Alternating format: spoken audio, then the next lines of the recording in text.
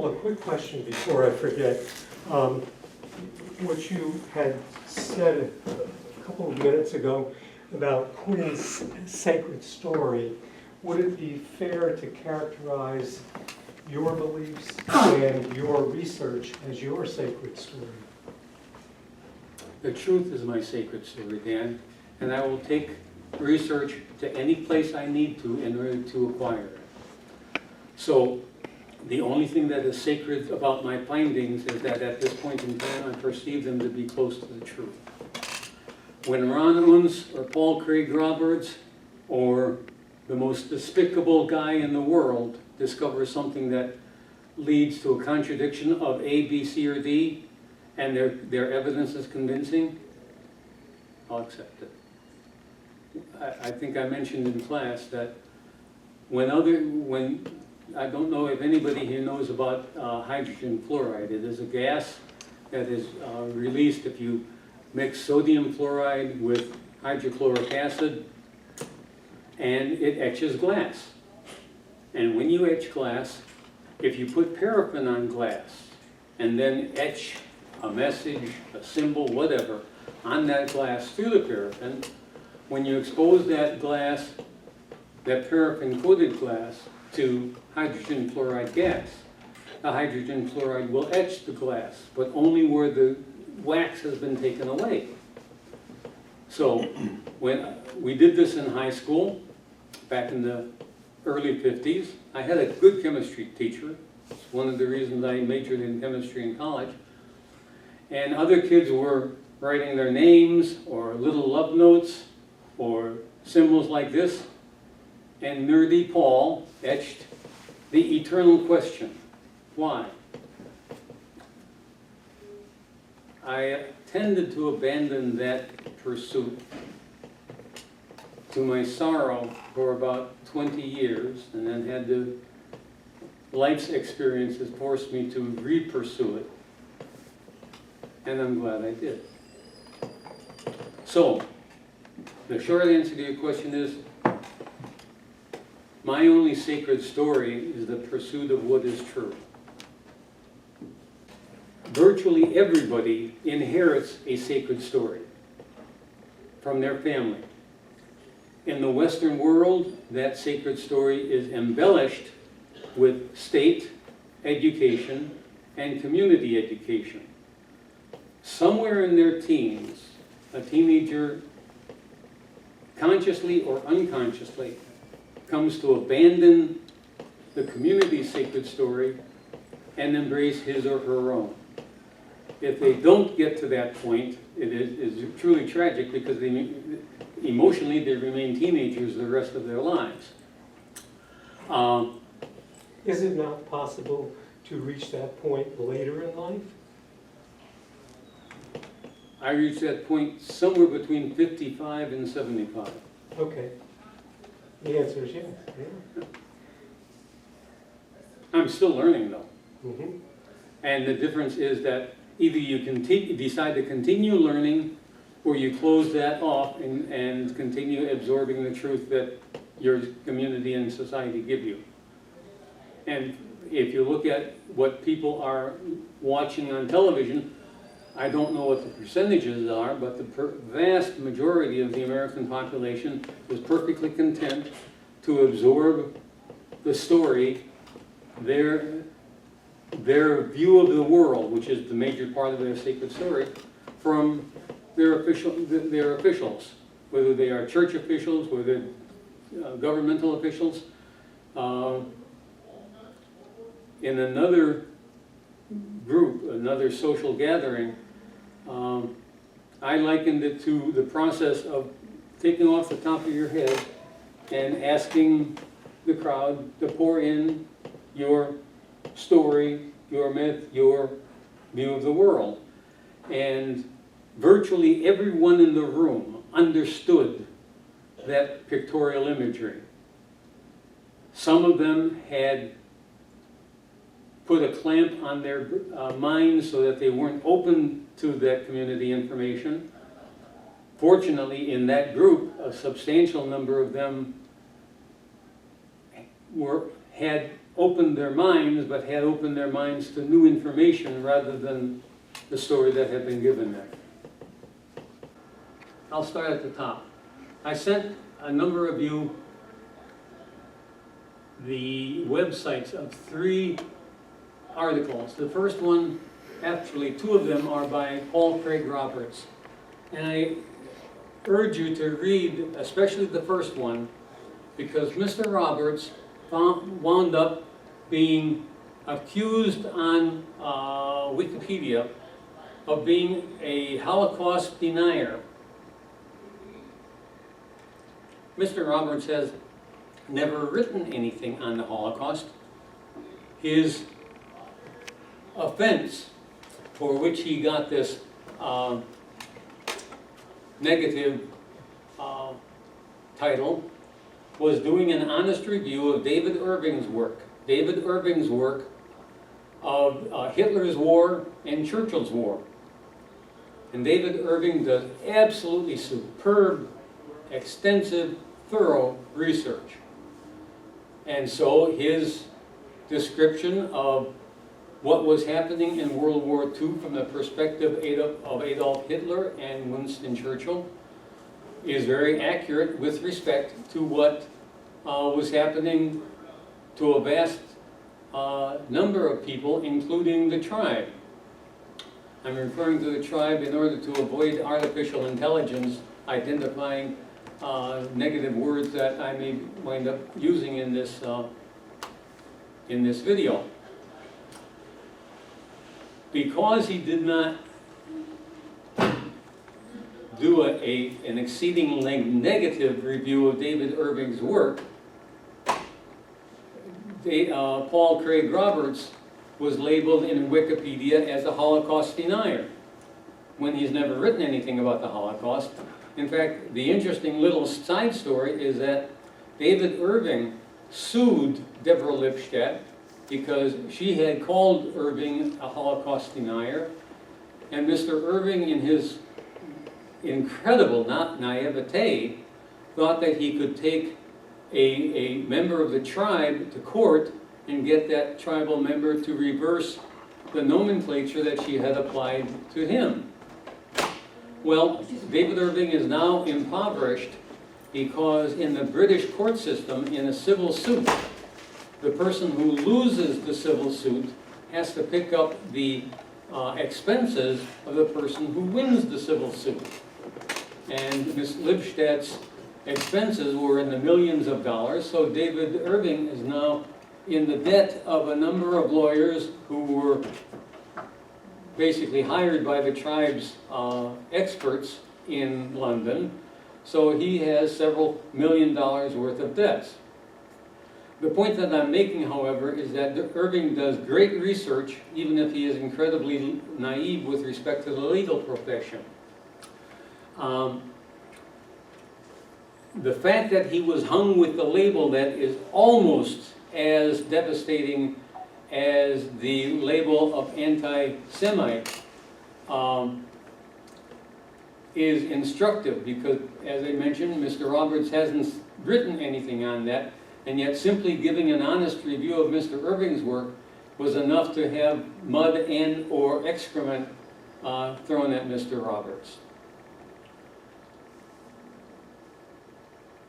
I would like you for a few moments to do a little mental quiz and count the number of movies that you remember.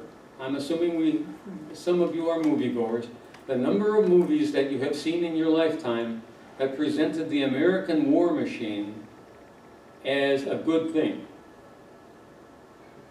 Whether we're talking about the Green Berets or whatever, okay? Yeah.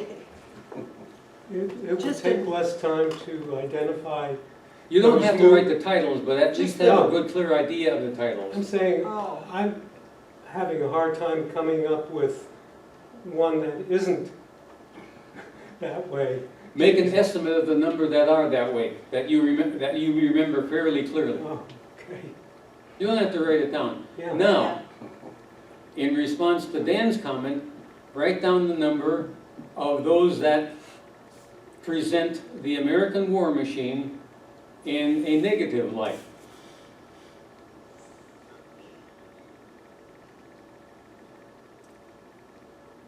The third question is, write down the number of American movies that depict relatively graphically and sympathetically the genocide committed against the indigenous population of the of America.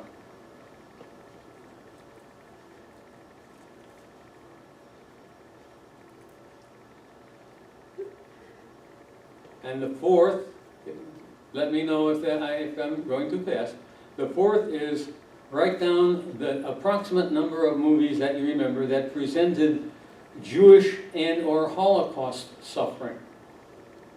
That was a major theme. It doesn't have to be the central focus, because all of these movies have a focus on individual human beings. But the approximate number of movies that presented Holocaust suffering or Jewish suffering as a major theme. And the last is, give me an estimate. We are all, at least to some degree, aware of the conflict between the nation-state of Israel and the Palestinians living in Gaza. Give me an approximate estimate.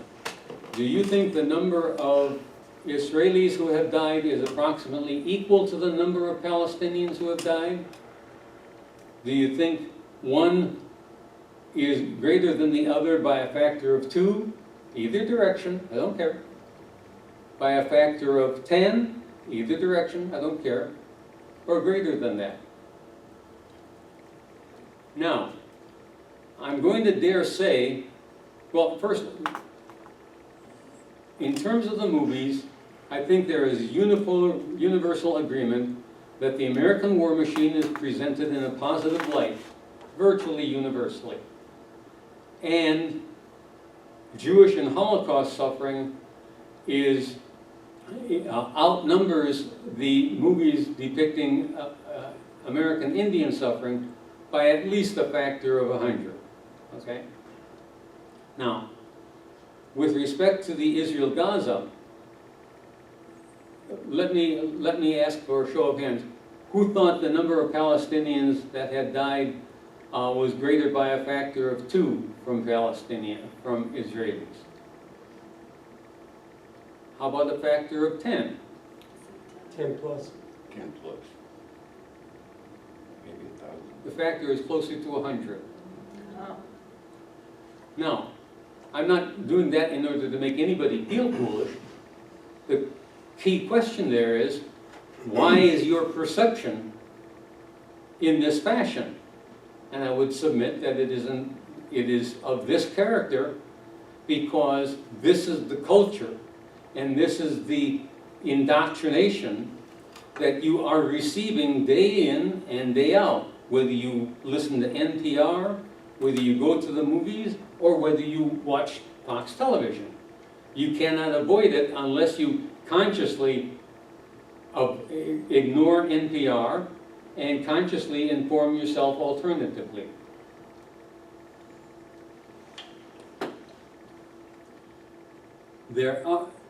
That leads me to the transition, because I want to speak about conflicting social theories of the 21st century. The social theory that has been predominant in the Western world, at least since 1776 and 1789, is egalitarianism. That everyone is equal before the state, that every human being, even though the Declaration of Independence says man, the implicit understanding is every human being is endowed by his or her creator with certain inalienable rights. And among these are life, liberty, and the freedom to possess property. Now the reason Jefferson didn't phrase it that way was that at that point in time in American history, only people with property, only males with property were allowed to vote. But that was in transition. So I'm going to give Jefferson and the avoidance of certain terms the benefit of the doubt. In 1789, the declaration was made, actually shortly, this was made under Bonaparte. To the Jews in France, as individuals, everything. Complete and equal citizenship in the nation-state of France. To the Jews as a tribe, nothing. Bonaparte assembled a Sanhedrin and asked them very specific questions.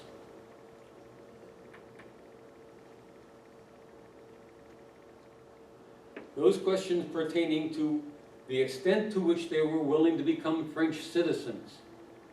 The unfortunate thing is that when the rabbis in that Sanhedrin answered the questions, they gave Bonaparte the answers that he wanted rather than truthful answers. This is what is stated in an article written by a Jewish author for a Jewish publication for universal consumption. So I'm not dredging something out of the back room. They told Napoleon what he wanted to hear so that the French could continue living as French citizens, but with the potential of divided loyalties. Victor Ostrovsky wrote a book entitled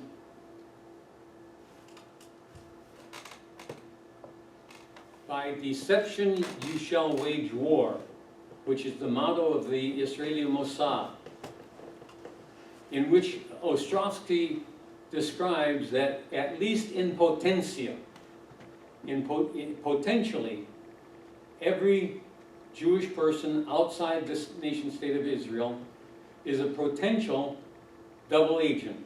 Because if a Mossad agent approaches John Schwartzman in New York to assist in the destruction of the World Trade Center buildings, there is a divided loyalty, and John Schwartzman may or may not be susceptible to being invited to help the nation-state of Israel.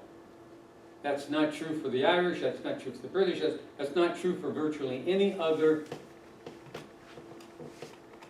person of multiple or dual nationalities.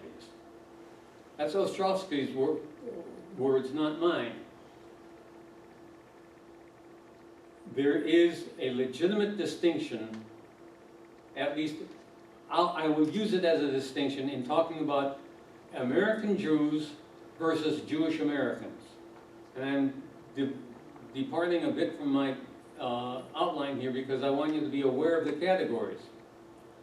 Gilad Atzmon discusses several, Atzmon is born of Israel.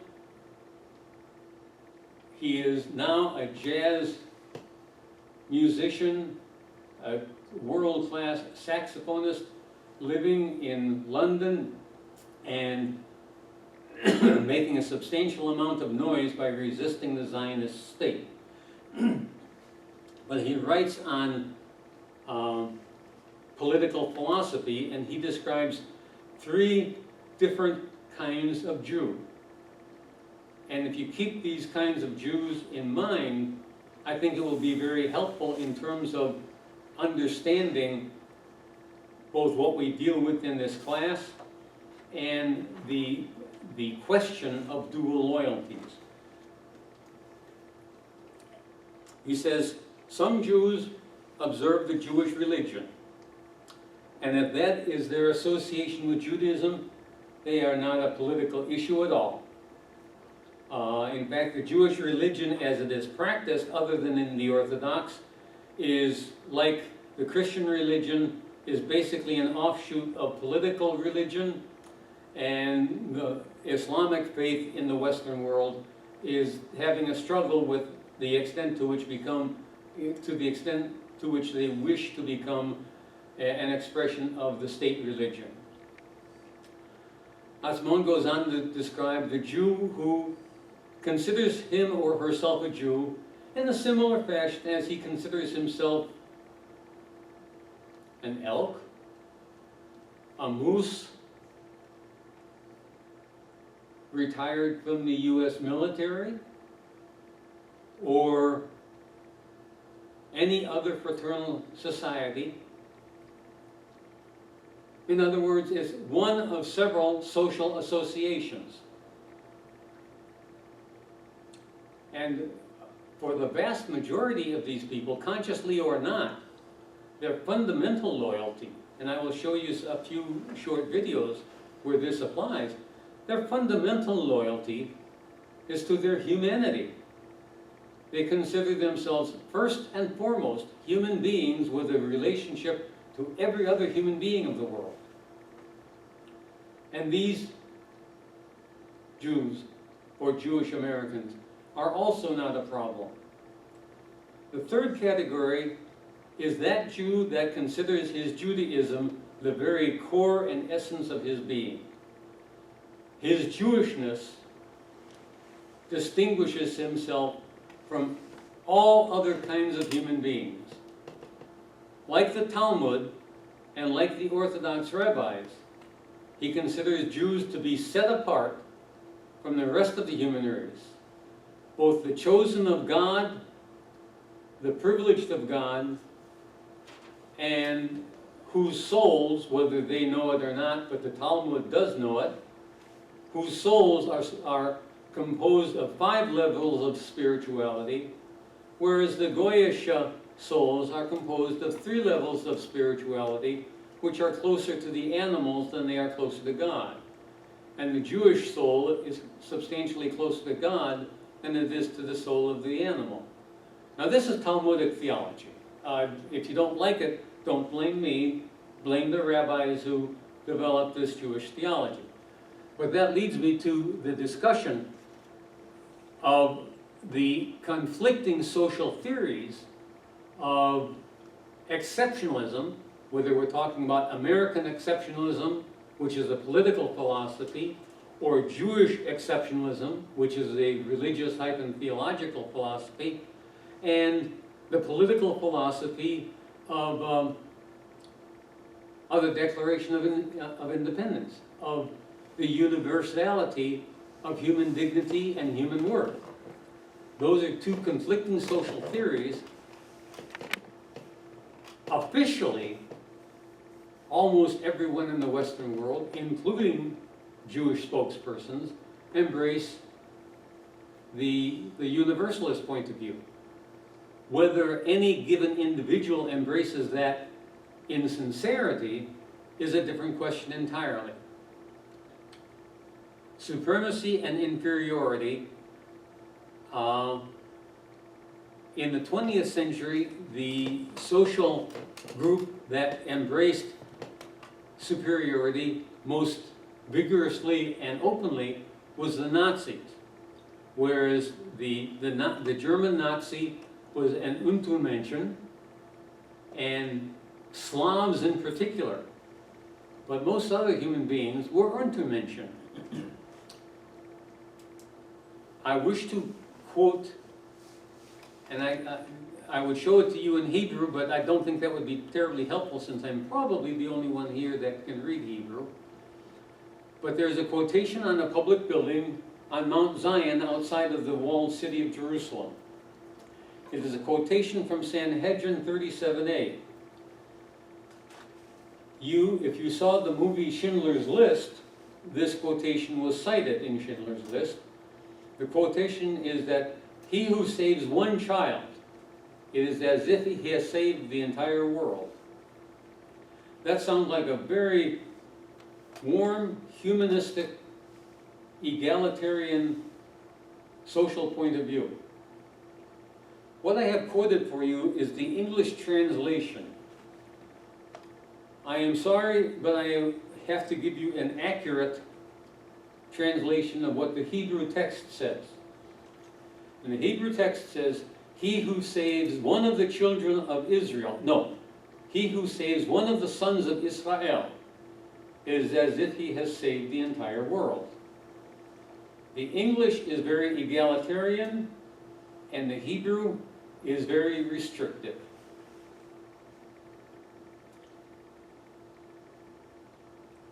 Now, my thesis for today, if Dawn wishes a thesis, is that the Jewish tribe, 95% of whom are ignorant of this halacha and this Talmudic theology, and the remaining 5% of the Jewish elite, the Jewish people have made exactly the same mistake that the American people have made. In both cases, the masses have believed their leadership. Unfortunately, the Jewish people have believed their leadership for more than 10 times longer than the American people have believed their leadership. But the mistake is the same, because on at least 4, Quinn the other day was quite correct to point out that there was substantial anti-Semitism in medieval Europe. On at least 4 occasions, I can document that anti-Semitism was predicated on hostility to the behavior of the Jewish elites. And in one case, one time in the 20th century, I can point out it is predicated on the activity of British Zionists. Let me give you a few examples before we get to the fable of the ducks and the hens. Dawn will recognize these because a few of these videos I have used in the past. I ask you to employ the same technique that Aristotle did when encountering either new or questionable or offensive information. Aristotle said it is the mark of an educated individual to hold an idea in his mind, neither embracing it nor rejecting it, as he pursues and as he evaluates new information. So I'm going to show you a few videos, one of which in particular is quite offensive in terms of its tone, but I ask you not to focus on the tone. I ask you to focus on the information, because I find the information informative if the tone is somewhat repulsive. Paul, you were emailed to us yesterday, I think? Pardon? You had emailed us Yes. yesterday. 3 articles. Okay, mine did not have an attachment. There were no articles. Mine either. So if you No, could... did they have 3 articles cited in the text? No. I will resend that. I don't know Please. what. Please, yeah. However, on those 3, it's easy to tell you. Paul Craig Roberts wrote 2 of them, and in the one that he wrote for the 19th of November, he cites the earlier one. Okay, paulcraigroberts.org. This is not excusing me from right. But I want you to be aware of the people who watch the videos. And in that very same article, Paul Craig Roberts cites the article by Ron Unz that is entirely too long. Ron Unz has not learned how to use footnotes. He has not learned how to say in 10 words what he likes to say in 100. That's a different matter. But I will send that out, and I will make sure that you get a copy of it, Dawn, so that you can include it, should you wish to, on the video. Okay. The fable of the ducks and hens presents a fable, a story. Because of the symbols used, the fable is directed against a specific tribe. I ask you to look at the fable, however, and ask if the response of the ducks is rational and appropriate in view of the behavior of the hens. Ignore the symbols for the time being. I won't play all of it because I don't want to use that much time.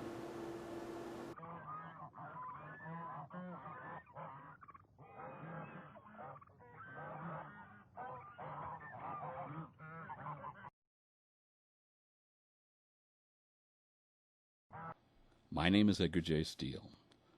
The following is entitled The Fable of the Ducks and the Hens, and was written by George Lincoln Rockwell.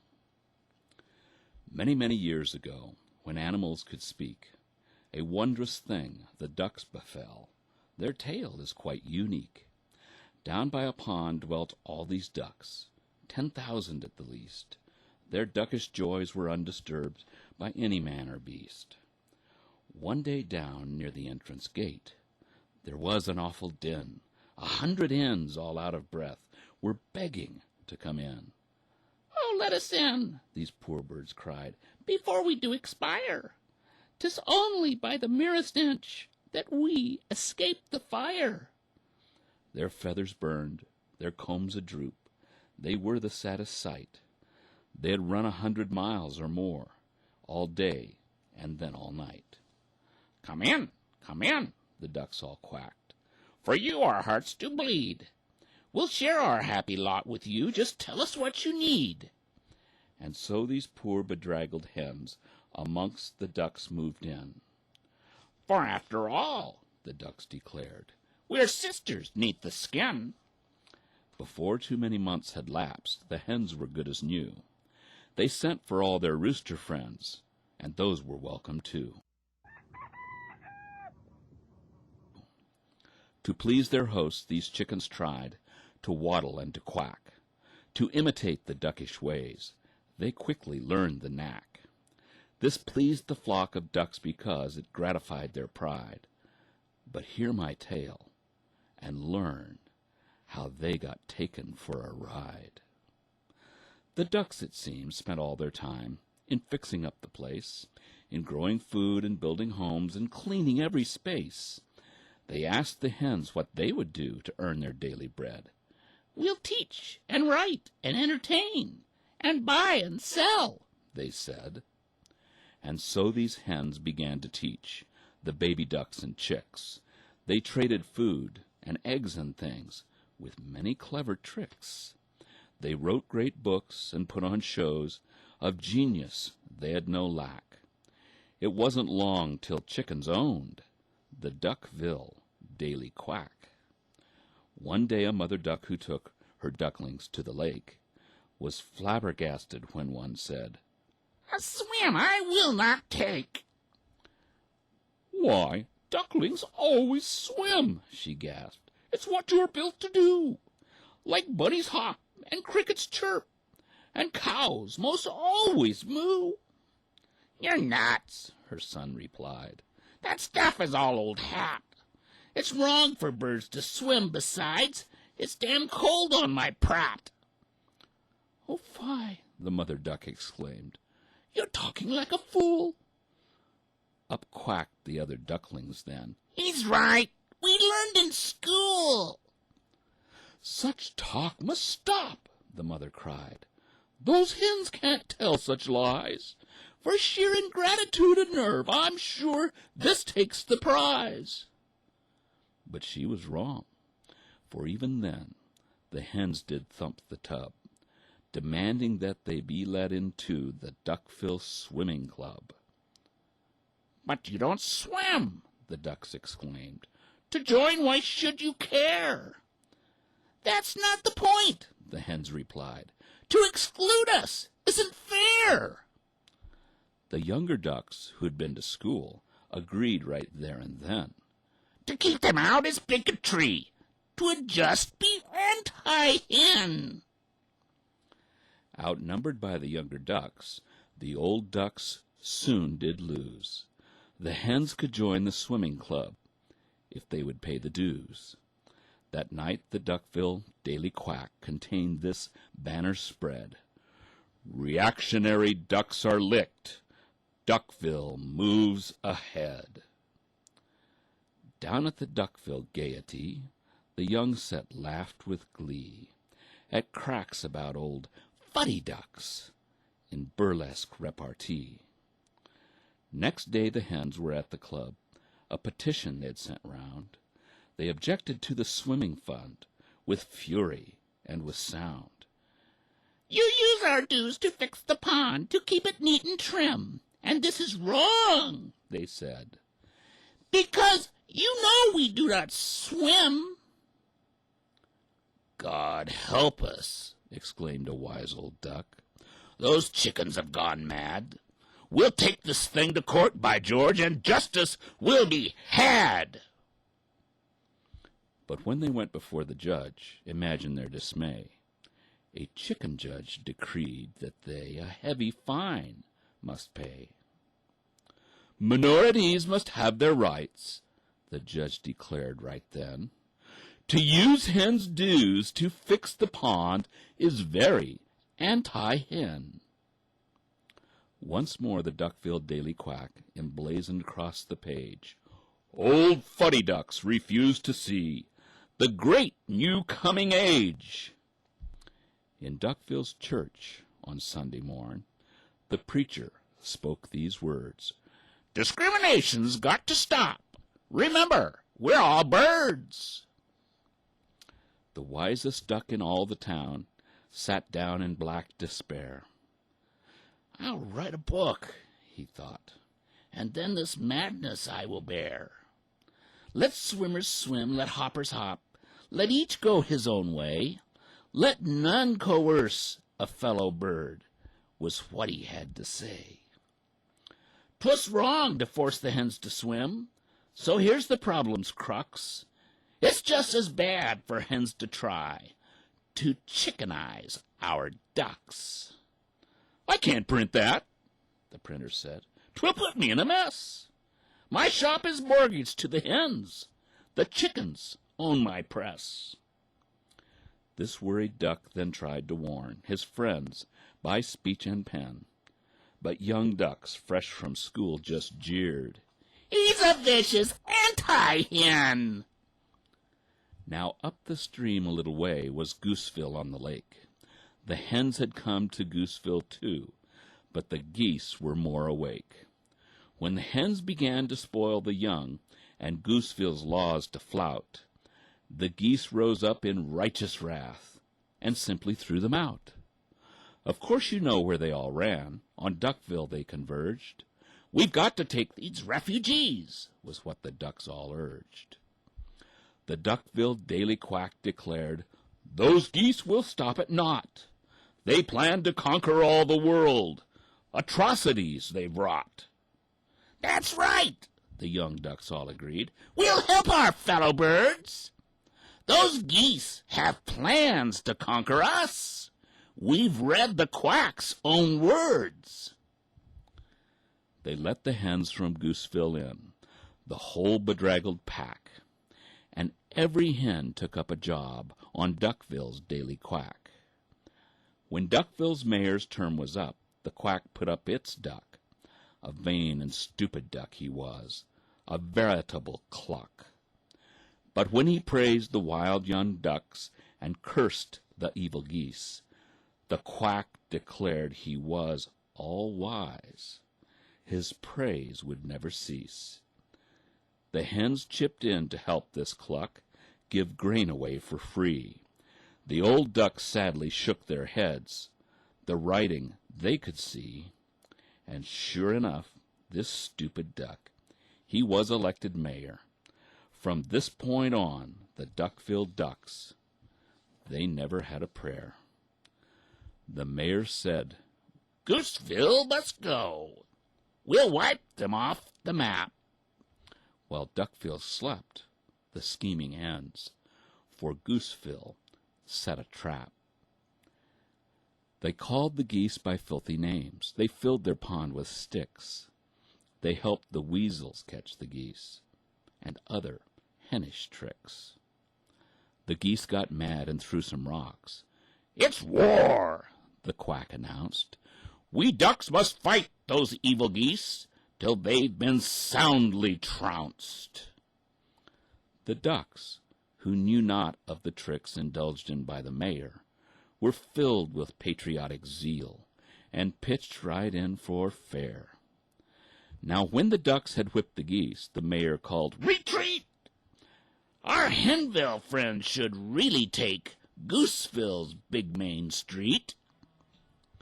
The hens are back in Gooseville now. They starved and beat the geese. They prayed for peace, but organized the Henville Armed Police. They drained the Gooseville swimming pond and de-goosified the schools. They wrung the neck of Gooseville's mayor on lately made-up rules. They formed a council of the hens, United Birds the name. The other birds who joined the thing did not perceive their game. No sooner had they set this up than they announced their plan, to seize up Swanville as a home for all their henish clan. They took a vote amongst the hens, and every one approved. Swanville was for hens, they said, way back before we moved.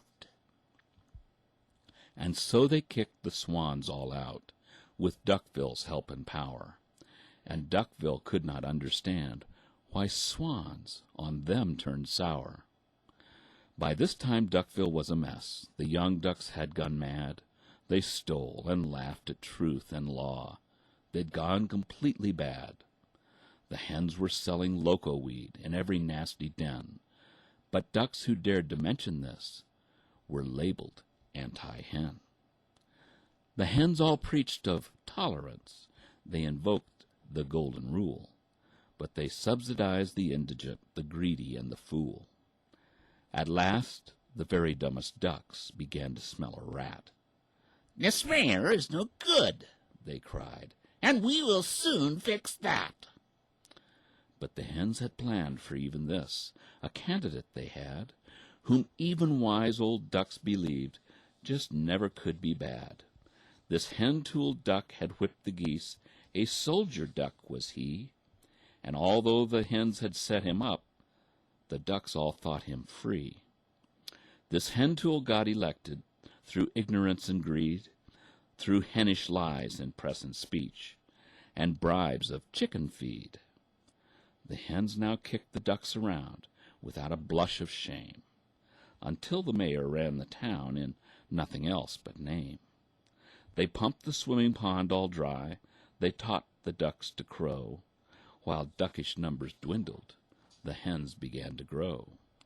The hens stirred up the happy crows from out the piney wood to fight and mix and marry ducks in the name of brotherhood. Things got so bad that 50 ducks who knew of days gone by took up their wives and children and decided that they'd fly. I'm going to stop it there. You get the idea. And the ducks that flew off were hostile to the tribe involved. And given the behavior of the hens, that hostility makes sense. The question that I want to raise with Mr. Rockwell is that, does that correspond to world or European history? And at least in some cases, and I'm going to be very careful with that, in some cases it does. Before I go to discussing Germany in the second decade of the 20th century, I want to point out that some Orthodox rabbis that you're going to see in a few moments will argue that it is in both the Bible and in the Talmud that Jews can and should and are legitimate in fighting, overcoming, and destroying their enemies. In the book of Joshua, Joshua is severely criticized, not for the genocide that he performs in Palestine, according to the Bible, but for letting the animals of a particular town live. In other words, the total annihilation of the opposition is what is advocated in certain streams of Old Testament theology.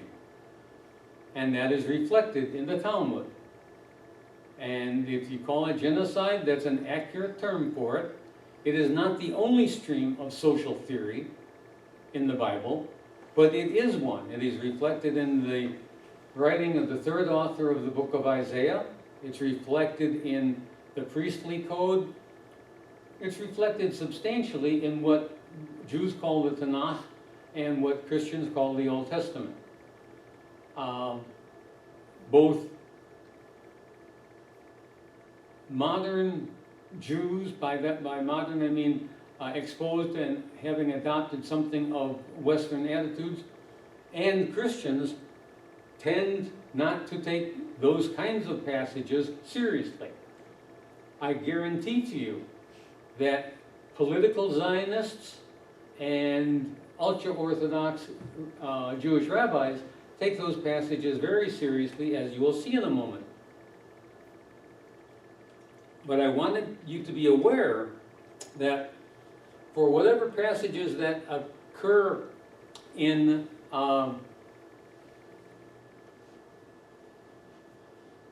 the Islamic scripture, help me here.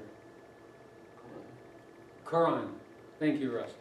Whatever violent depictions of soldierly behavior appear in the Quran, they are nothing, and I mean that's quite seriously, nothing compared to the descriptions that are given in the book of Joshua, several other places in the Pentateuch, that is the first 5 books of Moses, and they are nothing compared to the massacre at the Ir Yassin in April of 1948.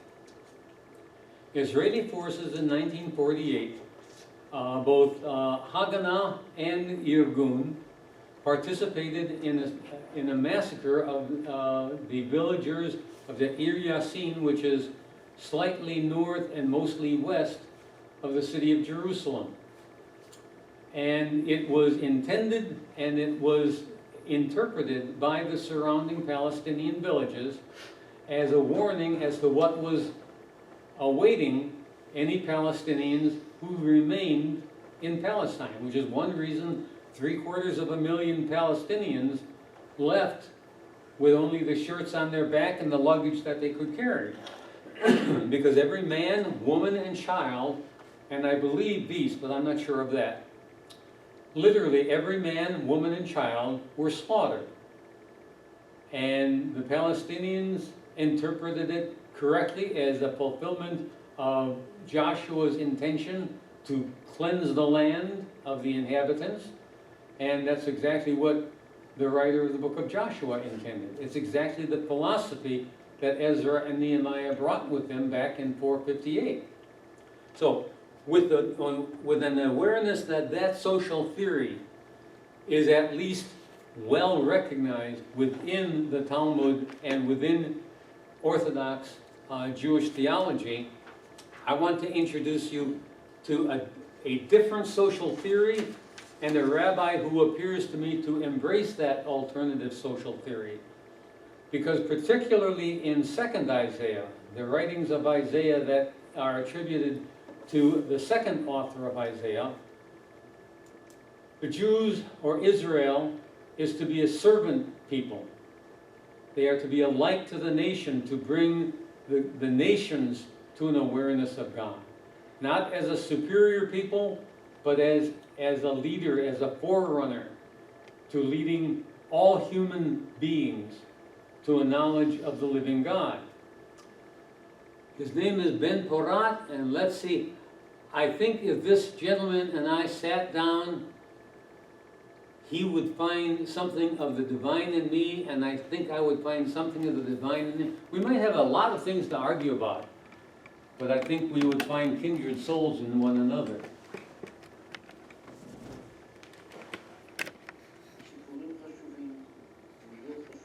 He had the courage to read Mein Kampf. סיפורים חשובים, עובדות חשובות, שמעבירות דברים שלא קיבלנו בבית הספר. לא קיבלנו בתוכנית הלימודים, כשם שלא לימדו אותנו, גם בחינוך גבוה. נתתי הרצאות לפני מורות ומורים להיסטוריה. למה באמת היטלר היה נגד היהודים? מה הוא רצה מהם? מה הפריעו לו? אבל הדברים כתובים כאן במיין קאמפף. זה הספר יצא רק לאחרונה, התירו לתרגם מיין קאמפף בעברית, זה היה אסור כל השנים. אבל יש לי תרגום קודם יותר שיד ושם תרגם קטעים, להם היה מותר. היטלר טוען בספר שלו שהיהודים הם קומוניסטים. הם עשו את המהפכה ברוסיה. הם הרגו שם 30 מיליון רוסים, את כל האינטליגנציה, בצורה אכזרית ונוראה. ואת זה הם רוצים לעשות לכל העולם.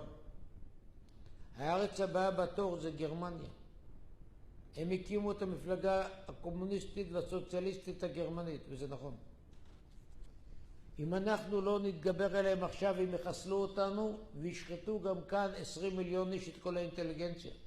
וכך הם הלכו מארץ לארץ. כשבסופו של דבר האינטליגנטים היחידים, החכמים היחידים, יהיו רק היהודים. והוא חוזר על זה הרבה פעמים, שלא תהיה טעות. והוא צודק. את המהפכה ברוסיה עשו היהודים. את הצבא הרוסי בנה טרוצקי, שהיה גאון עצום. שונא ישראל שלא היה שני לו. הוא הקים את היפססקה יבריה, המחלקה היהודית של המפלגה הקומוניסטית, שחבריה הלשינו את האבא ואת האמא, את האח ואת הבן. מי שיש לו סידור או אפילו ספר ללימוד עברית, אני כבר לא מדבר על תפילין ומקווה, את הכל הוא הרס, גם אצל היהודים, אבל ודאי אצל הרוסים. בתמונה של פוליט ביורו הראשון, זה כמו הממשלה ברוסיה, מתוך 13 חברים, 6 יהודים. מי הקים את הקג"ב?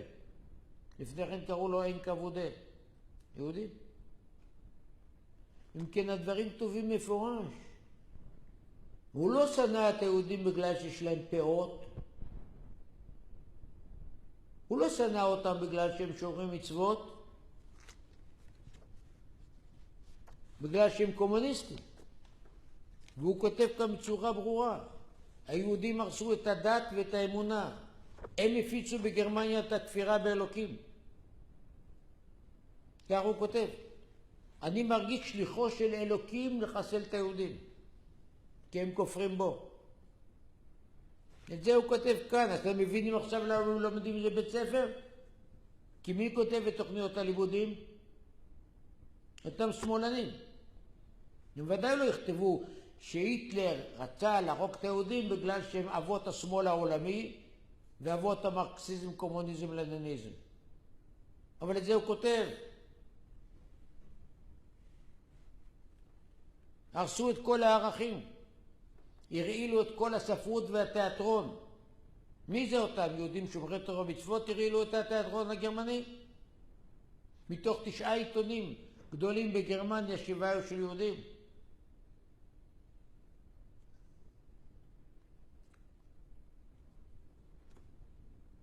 היה אחד מגדולי הקומפוזיטורים בעולם, וגנר, שעד עכשיו אסור לנגן את המנגינות שלו. עד עכשיו הוא בחרב. כי הוא היה אנטישמי, הרבה לפני תקופה נאצית. ואותי מאוד מאוד עניין מה הוא באמת אמר. אז האוניברסיטה העברית הוציאה את הספר שלו, בתרגום לעברית. אז אני אגיד לכם מה הוא כותב שם. אני את היהודים לא אוהב. את הדתיים לא אוהב, אבל מה אכפת לי? את היהודים שעזבו את התורה ואת המצוות ונראים כמו גויים, אני שונא. כי הם נכנסים לנו בתוך החברה והורסים לנו את התרבות ואת השירה ואת ההוויה הגרמנית. את אלה שהתנצרו, אני רואה בהם גיס חמישי. גיס חמישי שעתיד להרוס את כל האומה הגרמנית. אם אנחנו לא נתגונן מהם, מעכשיו הם גמרו עלינו, כי הם מחופשים לגרמנים, אבל הם לא גרמנים. הם יהודים נשארו גרמנים. אז אתם מבינים למה אסרו כאן לנגן אותו וללמד את מה שהוא אומר? בדיוק כמו שכאן כולם שונאים את חוקי נירנברג, בלי שהם לא יודעים מה זה. יובר! נירנברג אמר שליהודי אסור להתחתן גויה, אז בטח שמי שמלמד כאן בכל בתי הספר זה גזענות. להגיד שיהודי שונה מגוי זה גזענות כאן במדינה הזאת, לצערי.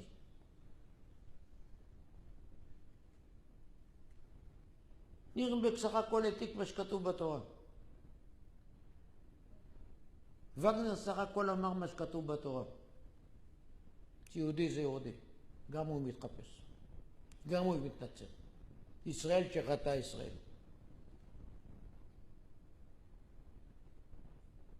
אתם, הוא כותב, אנשים רחמנים. אנחנו אנשים אכזריים. אתם הורסים לנו את התרבות. כן, ככה כותב וגנר.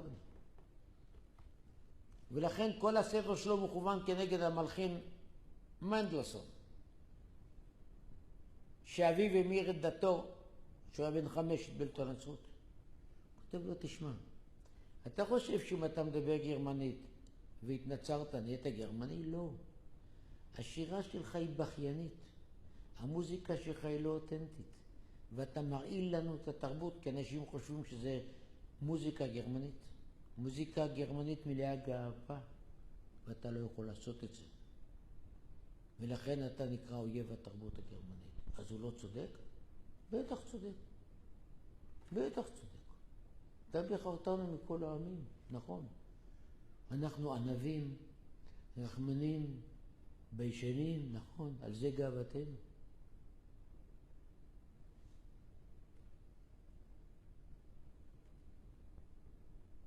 אז תבינו שהדברים לא קרו סתם.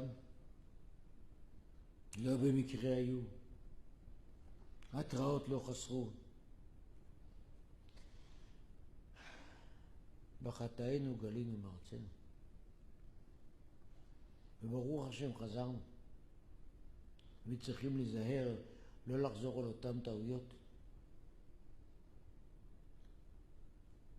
ולחזור ולהתבולל כאן. ולתת לגיטימציה כאן לאותו רגש נחיתות מפני הגויים. והרצון להידמות להם. באנו לעולם כדי להיות שונים. נוצרנו בעולם כדי להיות יהודים. וכל מטרתנו להיות עם אלוקים. ומי שרוצה באמת להיות עם אלוקים, אלוקים נמצא איתו בכל מקום, בטוב וברע, כאן וגם לא כאן. ויהי רצון שנזכה כולנו כבר, שהקדוש ברוך הוא יאמר לצרותינו די, מכל צורה, בכל אופן ובכל מקום, ונזכה לגאולת עולם ולשמחת עולם עד יד. I have a bit of a problem here that I will share with my audience here, in that I have much more material than I can possibly show you. So I want to show you a portion of a video that does a good job of showing not what Jewish people have done, but distinguishing the behavior in a pluralistic culture, what certain Jewish elites have done. And that is important because if one chooses to be hostile towards, let me pick an easy target, the bankers, it is not anti-Semitic to talk about cheating bankers. And if 70% of those bankers are Jewish, I don't really care. If 70% of a particular group of elites are Jewish, if what they are doing is evil, I don't care if they're Jewish. I want to point out that the vast majority of American Jews are Jewish Americans, and a small percentage of American Jews are in Gilad Atzmon's third category, who think in terms of Jewish exceptionalism and Jewish supremacy. Michael Ledeen is reported to have said, and he at one point in time enjoyed a position of leadership in the American government. He said, every 10 years or so, we need to pick up a dirty small country and throw it against the wall just to prove to the world that we mean business. That kind of arrogance, in my opinion, has no place in the American government, and it is spoken by a neoconservative Jewish politician. The reasons for the Iraq War at least are twofold, and those two reasons are oil and to fulfill the desires of the nation state of Israel. I would assert that it is not anti-Semitic to call attention to the power of the Israel lobby. Now, as a justification for including a substantial number of Jewish elites in that group, I want to show you part of this. And I'm not going to start, well, let's see, this is only 9 minutes. I'll see see how long I will let it go.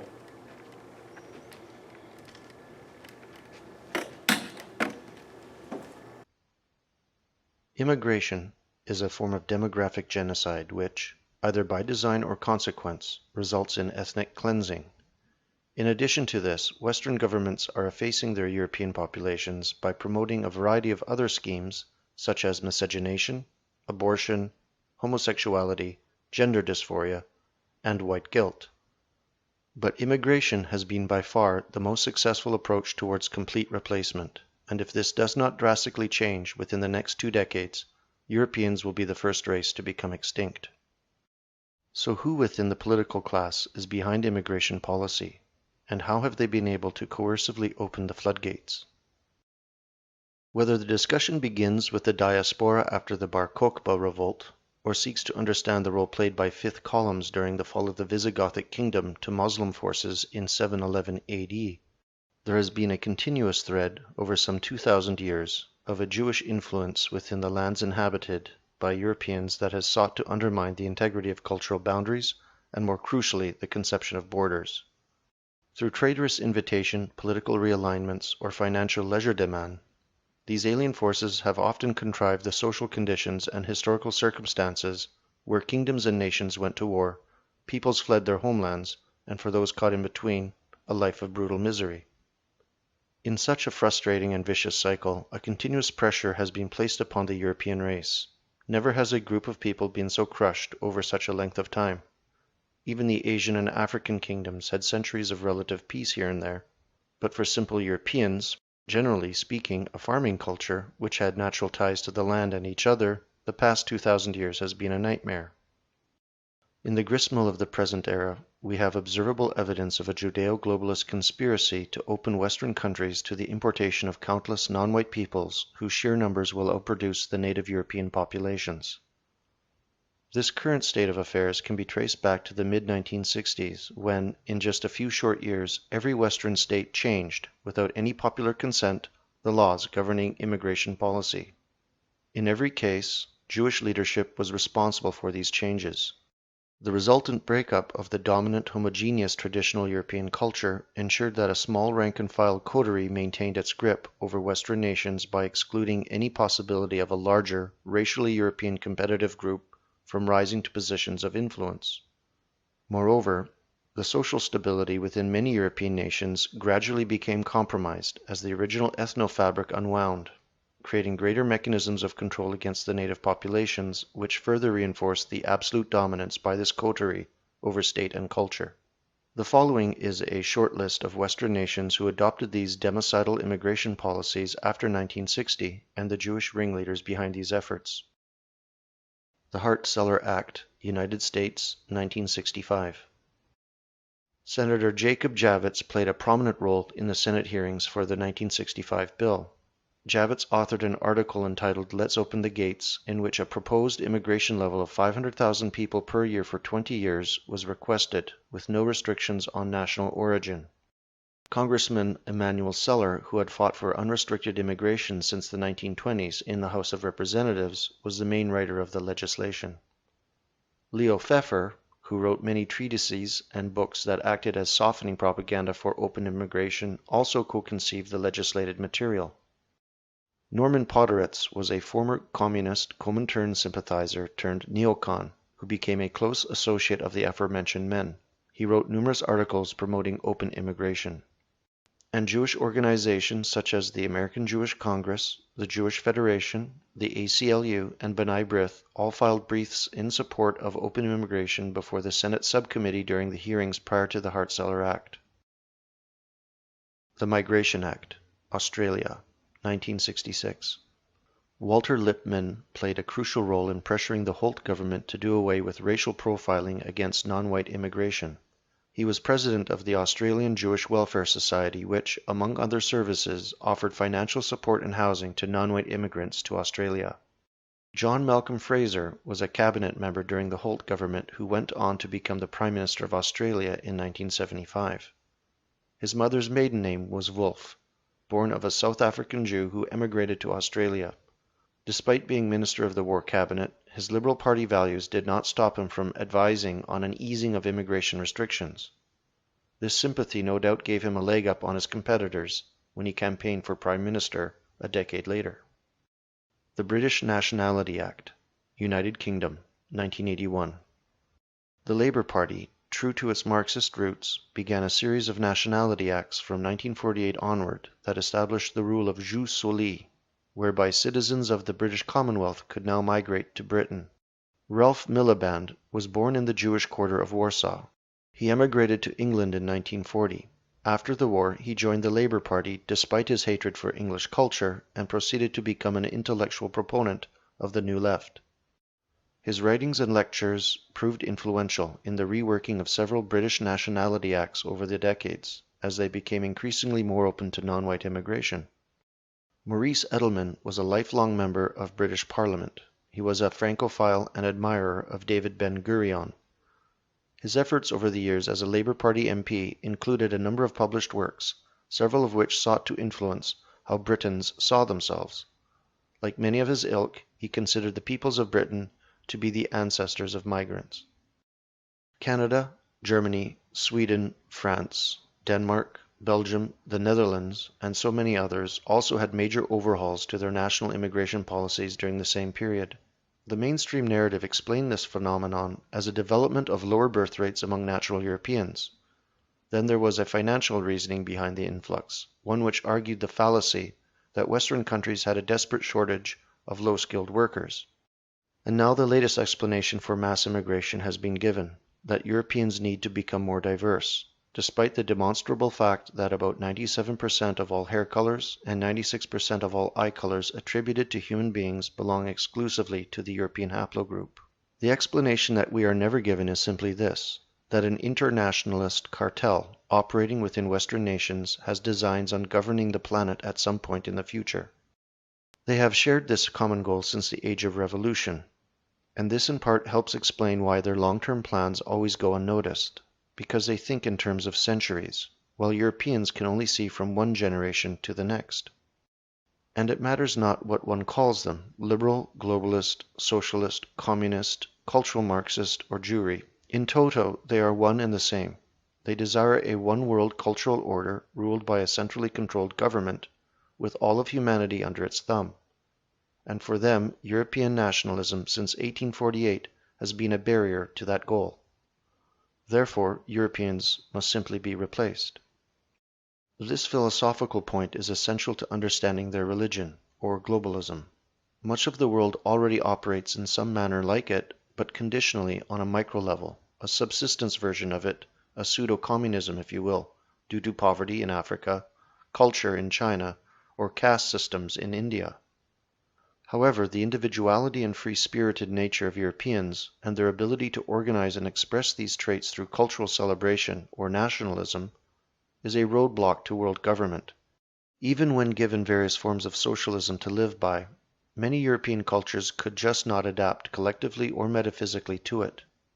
And once it becomes understood that the purest form of this doctrine, communism, was simply a Jewish-designed belief system to persuade Gentiles to abandon the notion of property rights, relinquish their free will to an authority that ruled over them, and divorce themselves from the values of their culture and kindred, inasmuch as they related to the state, then it makes perfect sense why the Europeans have stubbornly held their ground through dozens of the world's greatest social cataclysms, of which the Bolshevik Revolution and world wars were only a part. And now the final push looms large. An army of culturally alien, hostile peoples have been brought into our midst, many of whom are males of military age. They want to pair up and breed with native European women, which our elected governments offer up to them. They want their own laws and cultural norms to be dominant. They defile our religious and historical spaces, while waiting for the day when Western governments finally say to them, "Now go, kill the white menace." And to think that it all began with just a few modest initiatives, some cosmetic changes to our immigration policy only a few short decades ago, when a man like Enoch Powell could deliver a speech that still meant something. Yes, there will be rivers of blood.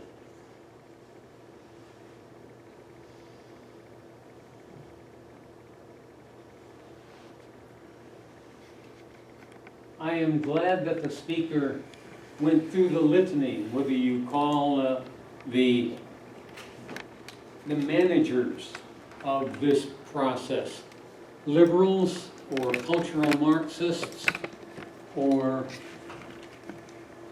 Jewry. The one mistake would be to blame, quote, the Jews, whatever that phrase means. But I made the assertion that the Jewish tribe has made exactly the same mistake that the American people have made. And that is that they have trusted their leadership rather than coming to an understanding of what is good for themselves and for their tribe and for humanity. They have trusted their leadership. And their leadership consistently has enforced their rules against their people. I will point out that when Hannah Arendt suggested that Jewish leadership was at part responsible for the miseries that the Jews experienced under the Nazis, she was essentially excommunicated from the Jewish community. When Judge Goldsmith dared to suggest that Israelis had committed war crimes in one of the attacks of the Israelis on Gaza, he was threatened by the Jewish leadership with not being able to attend his grandson's bar mitzvah. The social control of Jews by Jewish leadership is very strong and is represented, quite frankly, in the effective social control that is exercised in the Western media. Western media has told you what words are acceptable to use and what words are not acceptable to use. It has told you what is politically acceptable and what is politically unacceptable.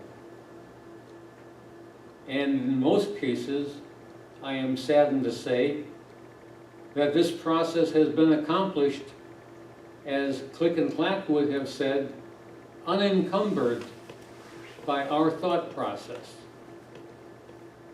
Thank you.